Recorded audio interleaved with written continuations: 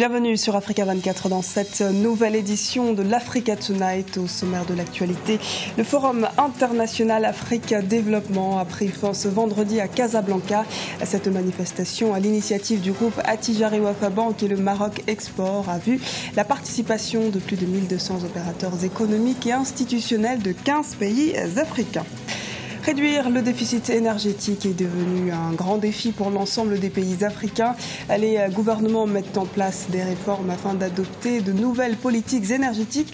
Nous verrons le cas du Mali dans cette édition. L'énergie est donc un secteur prioritaire. D'autres, comme l'agriculture et les infrastructures, ont également été identifiés pour favoriser l'émergence du continent. Pour de nombreux spécialistes, il faudra résorber le déficit d'investissement tout en attirant des capitaux en Afrique. Clap de fin pour la 3e édition du Forum international Afrique Développement ce vendredi au Maroc. 2 jours durant, les participants ont appelé au développement d'une vision commune pour promouvoir les partenariats économiques entre les États africains. Il s'agissait notamment d'amorcer un terrain d'entente commun concernant les échanges commerciaux et la promotion des ressources naturelles afin d'assurer une intégration économique durable. Mohamed El Kettani, président directeur général d'Attijari Wafa Bank, nous fait le bilan de ces 2 journées consacrées à la coopération Sud-Sud. C'est non sans émotion que je m'adresse à vous, chers participants, à l'occasion de la clôture officielle des travaux de la 3e édition du Forum international Afrique Développement, placé sous le haut patronage de Sa Majesté le Roi Mohammed VI, que Dieu l'assiste, car à réaliser la richesse et l'intensité de ces 2 jours en débat, en échange sur les opportunités d'investissement, en rendez-vous d'affaires animé par vous, Excellences, honorable assistance, revient mesurer l'envergure que vous donnez à cette plateforme intra-africaine. Par votre vitalité, votre détermination, vos engagements, nous sommes déjà à plus de 4500 rendez-vous B2B qui ont été opérés. Les secteurs ayant rencontré le plus de succès sont les industries manufacturières, une excellente nouvelle, les BTP et les services. Nos amis sénégalais et camerounais ont été, selon le bilan provisoire d'étape que l'on m'a remis, parmi les plus dynamiques, ainsi que les opérateurs marocains. Je sais d'expérience qu'un chef d'entreprise ne perd pas son temps. Peut-être que les autres étaient discrets et ils faisaient les rencontres officieuses qui ont échappé aux yeux vigilants des équipes d'accompagnement. Ces rendez-vous ont, pour la précédente édition du Forum Afrique Développement, permis à plus de 40% des entreprises participantes de développer un courant d'affaires sud-sud, conséquent, constitué majoritairement de la coopération économique en termes de commerce extérieur, mais également d'opérations d'investissement ou de co-investissement ou de transfert d'expertise et de savoir-faire. Autant dire, le bilan partiel des B2B de cette 3e édition augure de carnets de commandes bien fournis et, je l'espère, de mariages durables et fructueux. À présent, focus sur l'énergie, un des défis prioritaires de l'Afrique. Le déficit énergétique handicape aujourd'hui le continent et pour certains, il est urgent d'agir et c'est notamment l'avis de Mamadou Igor Diarra, ministre malien de l'économie et des finances. Un objectif qu'il sera possible d'atteindre notamment en s'appuyant sur les nombreuses ressources naturelles. Les explications d'Ibrahim Ndiaye. S'assurer l'autosuffisance énergétique pour atteindre l'émergence. C'est l'objectif annoncé par plusieurs pays du continent, de même que les organisations environnementales africaines, une nécessité qui conditionne l'atteinte des objectifs du millénaire pour le développement. En effet, actuellement, seulement 2 à 5% des populations rurales d'Afrique subsaharienne ont accès à l'électricité. Le défi énergétique reste un handicap majeur qui pourrait compromettre l'amélioration de la croissance économique du continent. En 1960, aux indépendances de nos États, la Côte d'Ivoire avait le même produit intérieur brut que la Corée du Sud. Si vous regardez aussi le Sénégal, c'était pratiquement la même chose qu'au niveau de Taïwan.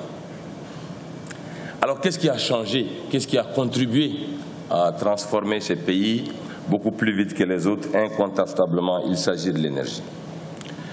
Alors, chacun y va avec sa politique, chacun y va avec ses solutions. Moi, je me dis que le problème, il est beaucoup plus grave qu'on ne le pense. Cependant, l'Afrique dispose de ressources naturelles qui permettraient une démocratisation de la couverture énergétique, grâce notamment aux énergies durables comme le soleil présent presque chaque jour sur le continent. Les paradoxes sont criables. Lorsque vous regardez, l'Afrique dispose de toutes les sources d'énergie. Le pétrole, le gaz, l'uranium, et cela soit dit au passage, lorsque vous regardez le taux d'accès à l'électricité d'un pays voisin du Mali qu'est le Niger, et dire que c'est lui qui assure la sécurité énergétique d'autres pays que je ne veux pas citer. Nous avons le soleil, nous avons le vent, nous avons tout ce qu'il faut dans notre sous-sol pour que l'Afrique rattrape ce que j'appellerais tout simplement la fracture énergétique qu'elle a connue au cours de ces dernières années. Des réalisations qui devront permettre de réduire les coûts d'accès à l'électricité. L'Afrique doit également former les ingénieurs et techniciens capables d'optimiser le développement de l'énergie sur le continent, un continent dont la population devrait doubler dans les 40 prochaines années pour atteindre les 2 milliards d'habitants. 3 thématiques de développement sont actuellement priorisées par de nombreux États du continent. Il s'agit de l'énergie, nous venons de le voir, de l'agro-industrie, mais également des infrastructures. Comment tirer profit de ces secteurs prioritaires identifiés comme facteurs d'émergence? Élément de réponse avec Aminata Diak. Il existe aujourd'hui une dynamique économique réelle en Afrique et les transformations qui s'y opèrent sont de bon augure. Mais ces mutations, qui s'accompagnent d'une évolution démographique constante sur le continent, passent inévitablement par le développement des secteurs prioritaires, parmi lesquels l'énergie, l'agriculture et les infrastructures. Pour relever ces défis, les avis sont presque unanimes. Il faudrait résorber les déficits d'investissement que connaît le continent africain et inventer de nouvelles solutions de financement.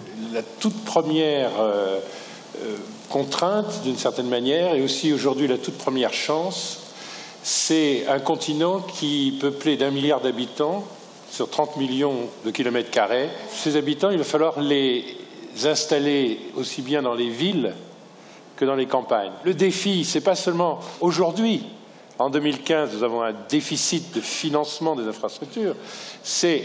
Le défi, c'est comment on répond sur 25 à 30 ans à quelque chose que personne n'a jamais eu à gérer. Le problème, c'est que c'est ce qu'il y a de plus intensif en capital. Donc on a des besoins de capital très très importants. Plusieurs spécialistes soutiennent cette approche et insistent sur la nécessité de faire venir les capitaux sur le continent. Pour y parvenir, ils plaident pour une coopération renforcée des places financières africaines. Les économies africaines restent de petite taille. Il ne faut pas se leurrer. Il faut pouvoir susciter la création de grands groupes panafricains qui s'intéressent et qui ont accès à des marchés de plus grande taille pour qu'ils puissent tenir leur position. Mais en ce qui concerne la place financière, notre souci, c'est de faire en sorte qu'il y ait une convergence des cadres légaux et réglementaires dans les marchés financiers, ce qui suppose qu'il y ait des conventions entre les régulateurs. L'Afrique fait face à de grands défis économiques. Pour une croissance durable, il est assez important pour les gouvernements africains de donner la priorité aux projets liés aux infrastructures, notamment celles impliquant les partenariats publics-privés et de renforcer le secteur financier.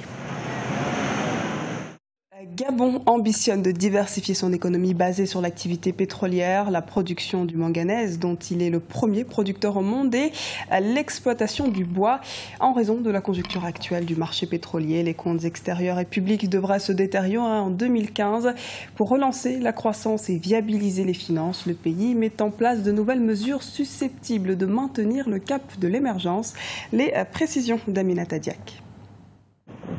Le Gabon, face aux nouveaux enjeux de développement, le pays jouit d'une stabilité macroéconomique et d'une bonne situation financière, mais de nouvelles règles lui sont imposées pour se préparer aux nouvelles perspectives de l'économie mondiale.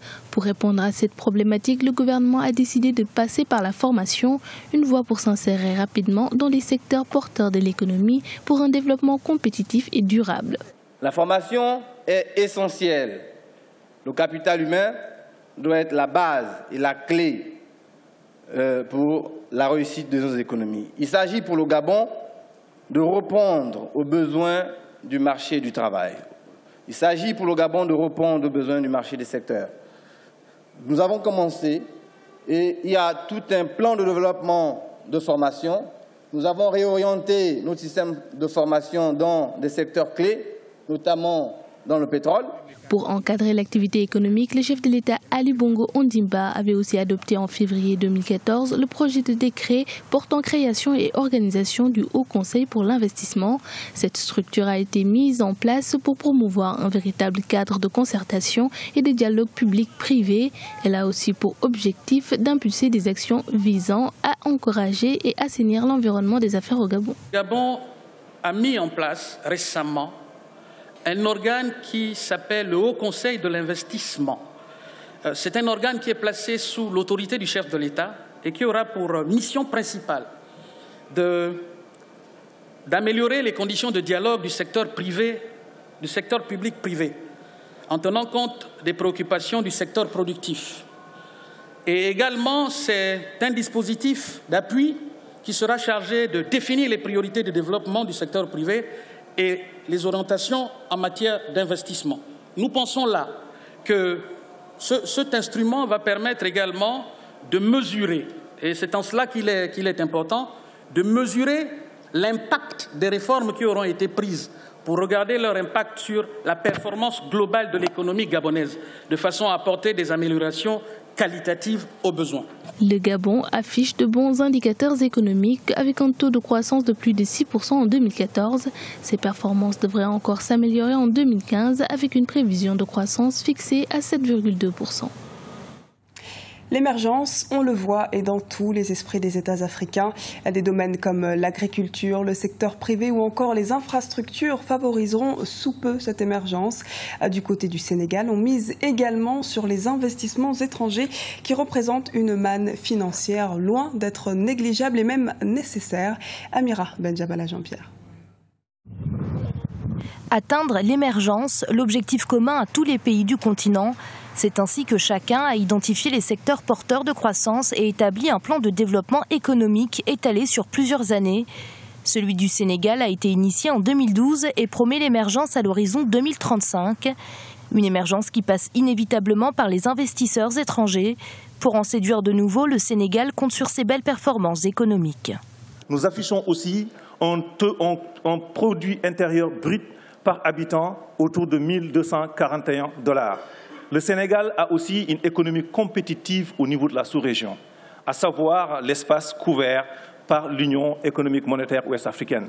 On est le deuxième produit intérieur brut de la sous-région, le quatrième taux de croissance, le plus faible taux d'inflation, autour de 1,4% en 2013, et aussi le troisième pays récepteur d'investissements directs étrangers de la sous-région.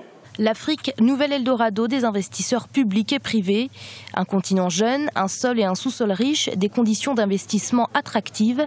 Et le Sénégal peut compter sur des atouts supplémentaires dont ne dispose pas l'ensemble des pays, la stabilité politique et des infrastructures de qualité. Le Sénégal affiche aussi un accès avec des mobilités et des infrastructures de qualité qui permettent de livrer prochainement l'aéroport international Blaise Diagne, qui se trouve à 45 km de Dakar, et aussi 5 aéroports internationaux. Ces projets d'infrastructures aéroportières vont conférer au Sénégal la possibilité d'absorber 3 millions de passagers par an. On a aussi un port moderne en cours d'expansion, le seul port de la sous-région qui fonctionne 24 heures sur 24, 7 jours sur 7 et pour lequel toutes les transactions du commerce transfrontalier peuvent se faire en moins de 10 jours. Depuis des années, le Sénégal prend des dispositions pour garantir la sécurité et la prospérité des investissements. Divers instruments d'appui ont été initiés, comme la promulgation d'un nouveau code des investissements. Ce journal a été réalisé par l'ensemble de la rédaction. Nous vous remercions pour votre fidélité. Dans un instant, une nouvelle édition de l'Africa Tonight sur Africa 24.